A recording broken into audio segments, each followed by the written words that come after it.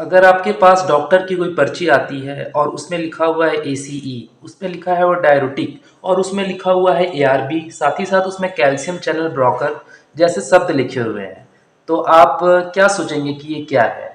क्योंकि आपके वो मरीज को दवाइयाँ देनी है और साथ ही साथ मरीज की काउंसलिंग भी करनी है, क्योंकि आप फार्मासिस्ट जैसे जिम्मेदार पद पर किसी मेडिकल शॉप में काम कर रहे होगे या किसी हॉस्पिटल में काम कर रहे होगे, तो आपके लिए इन दवाइयों के बारे में जानना बेहद ज़रूरी है।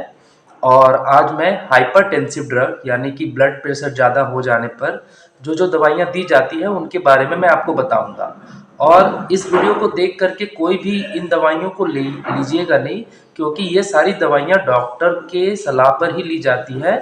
और डॉक्टर आपके एज, आपके वजन, आपके सेक्स और आपकी मेडिकल हिस्ट्री, जिसमें आपको किसी तरह की समस्या मेडिकल में हुई है या आपको डायबिटीज़ है कि नहीं, या आपका जो है कोलेस्ट्रॉल लेवल किस तरह का है, या कोई भी ऐसी पैथोलॉजिकल रिपोर्ट देख कर ही डॉक्टर आपको ये दवाइयाँ लिखते हैं। तो इसीलिए इसे खुद से आप ना लें, आप डॉक्टर की सलाह पर ही लें और फार्मासिस्ट की काउंसलिंग की आधार पर ही ये दवाइयाँ मरीज को दी जाती है।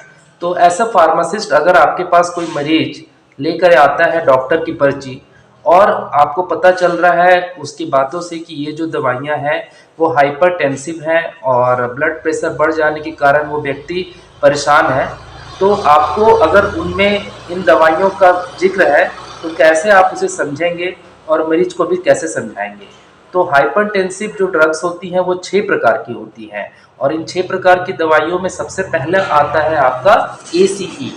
एसीई का फुल फॉर्म जो होता है वो है एंजियोटेंसिन कन्वर्टिंग एंजाइम।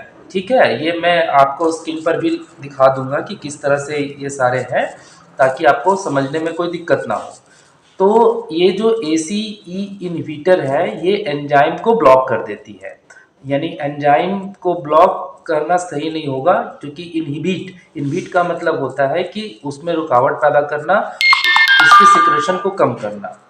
तो इनमें जो दवाइयाँ आती हैं उनमें है रैमीप्रिल, लिसिनोप्रिल, इनैलोप्रिल और कैप्टोप्रिल। उसके बाद इसकी जो सेकंड कैटेगरी है, मतलब अगर मरीज को एसीई इनहिबिटर देने से काम नहीं चल रहा है तो डॉक्टर उनको एआरबीएस देते हैं। एआरबीएस क्या होता है?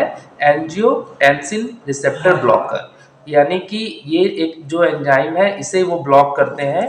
और इनमें जो दवाइयाँ आती हैं, जो इसमें एग्जाम्पल है लेसार्टन और कैंडी सार्टन और टेली सार्टन, यानी जिनमें सार्टन लिखा हुआ है लास्ट में, तो आप समझिएगा कि ये जो दवाइयाँ हैं वो मतलब ब्लड प्रेशर को कंट्रोल करती हैं। और इन दोनों दवाइयाँ जो एसीई हैं जो पहले बताया मैंने और जो एआरबी है, दोनों का ही काम है कि हमारी जो आर्टरी है हमारे शरीर के अंदर उनको वो चौड़ा करती हैं, जिसके चलते रक्त का जो फ्लो है, ब्लड का फ्लो है आराम से होता है, ब्लड प्रेशर कंट्रोल होता है और साथ ही साथ जो हार्ट रेट है वो भी कम होता है। अब आते हैं कि देखते हैं कि तीसरी तरह की जो दवाई है जो कॉम्बिनेशन के फॉर्म में दी जाती है वो होती है डायरेटिक।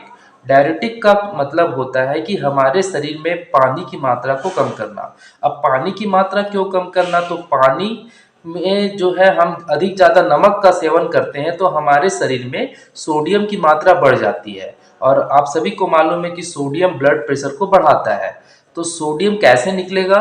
तो डायरेटिक की दवाई दी जाती है, जिनमें कि फ्रूसोमाइड, एमिलोराइड, हाइड्रोक्लोरोथियाजाइड, ये हमेशा होती हैं दवाइयाँ जो ईसीई और एआरबी में के कॉम्बिनेशन में दी जाती है साथ में, ताकि आपके शरीर में जो सोडियम की मात्रा बढ़ गई है वो कम हो जाए।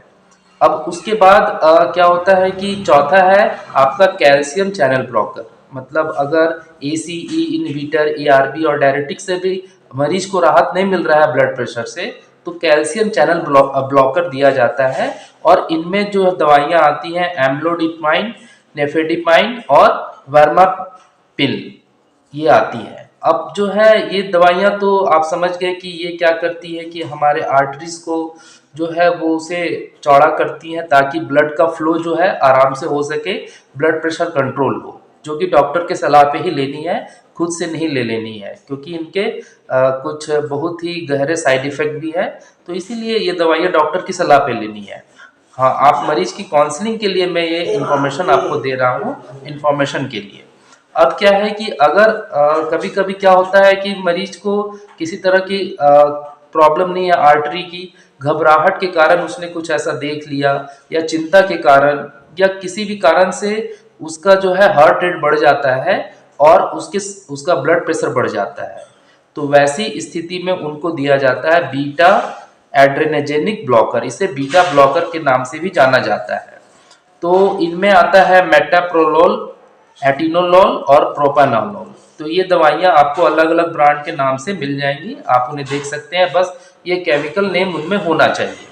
अब उसके अलावा कभी कभी क्या होता है कि थकावट के कारण या नींद नहीं आने के कारण भी ब्लड प्रेशर बढ़ जाता है, हार्ट रेट बढ़ जाता है। तो दिमाग को रिलैक्स करने के लिए छठी प्रकार का जो दवा दिया जाता है वो है सेंट्रल सेमाथोलाइटिक्स। इसमें है ये दिमाग पर काम करती है, इनमें आर्टरी का कोई रोल नहीं है, पानी की कमी को ये कुछ कम नहीं करती है। तो इनमें दो दवाइयाँ आती हैं, इनमें है क्लोनिडीनाइन और मैथालोडोपा। तो ये दवाइयाँ थी जो 6 प्रकार की थी, जिन्हें आप हाइपरटेंसिव ड्रग भी कह सकते हैं। आप एग्जाम में भी इन दवाइयों के एग्जाम्पल लिख सकते हैं, जो कि आपके फार्मास्यूटिकल केमिस्ट्री 2 और फार्माकोलॉजी के पेपर में ये टॉपिक भी है। तो और डॉक्टर की सलाह पर ही कोई दवाइयाँ लेंगे। फार्मासिस्ट का योगदान बस इतना है कि आपको पर्ची को समझ करके मरीज को सेटिस्फाइड करना है कि जो दवाइयाँ आप उनको दे रहे हैं, क्योंकि मरीज आपसे क्रॉस क्वेश्चन कर सकता है, डॉक्टर से वो ज़्यादा पूछता नहीं है, आप ही से पूछेगा कि ये दवा किस चीज़ के लिए है, तो आपके पास ये जानकारी होनी चाहिए। कोई क्वेश्चन हो तो कमेंट बॉक्स में ज़रूर पूछें। मिलते हैं नेक्स्ट वीडियो में, बाय बाय।